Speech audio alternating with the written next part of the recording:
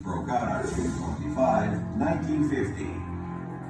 The Korean War continued for 3 years, killing more than 2 million civilians in North and South Korea, and ended in July 1953 when the ceasefire agreement was made in Panmunjom, the truce village in Paju. Since then, the U.S. military bases have been operated all across the country, including Paju, under the Korea-U.S. Mutual Defense Treaty.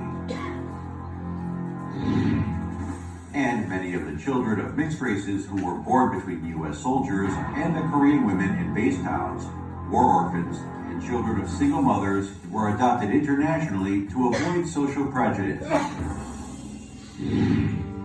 Paju City participated in the Conference on Korean Military Base Village Women held in San Francisco in 2015 and became more interested in the lives of biracial people and adoptees who were born by the war. At that time, foreign adoptees and officials who saw the video about the plan to build an Omapung Park, meaning Mother's Arm Park, during the conference were grateful to Paju City and delivered their comfort just because there is some place in South Korea to soothe their feelings. The camp house, the site of Omapung Park, has been home to U.S. Air Force brigades for 53 years since 1953 and was returned to the South Korean government in 2007. Of the sites purchased by Paju City from the Ministry of National Defense in 2017, 2,224 square meters of land was designed for the Omapung Park. In order to successfully promote Omapung Park, which was receiving the much attention from international adoptees around the world, Paju City collected various opinions on the whole project by forming an advisory group, including Paju experts and 24 foreign advisors in various fields, including landscaping, civil engineering, and art writer, and finally completed the park in 2018.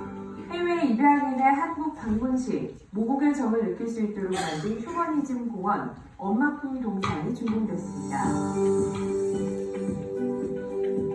The opening ceremony was attended by some 250 guests, including Acting Consul General Mark Williams at the U.S. Embassy in Seoul, Jordan Wash, Canadian Ambassador to Korea, a representative of nonprofit American organization Me and Korea, Kim Min Young, and overseas adoptees. Also, about 700 overseas adoptees who could not attend the ceremony displayed their photos all over the park to show their minds and express their gratitude in letters. Paju City is the first one in the world which has created a site for adoptees at a base in the U.S. military.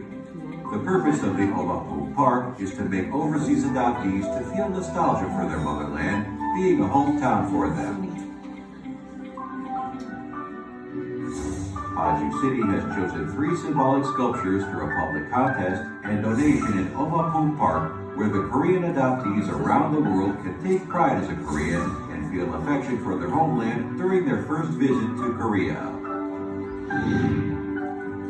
Since the 2015 San Francisco conference, overseas adoptees have shown keen interest in Paju City, which remembers them. Hosted by the nonprofit organization Me and Korea, CEO Kim Min Young, about 400 adoptees participated in a fan tour over 10 times, twice a year from 2016 to 2019 for the major tourist attractions in Paju City during their visit to Korea. The participants of the fan tour had a meaningful time to experience traditional Korean culture, history, and nature by making their own royal white kimchi and touring DMZ tourist attractions, including the Third Tunnel, Dora Observatory, and Dora Sound Station, as well as Haeri Art Valley.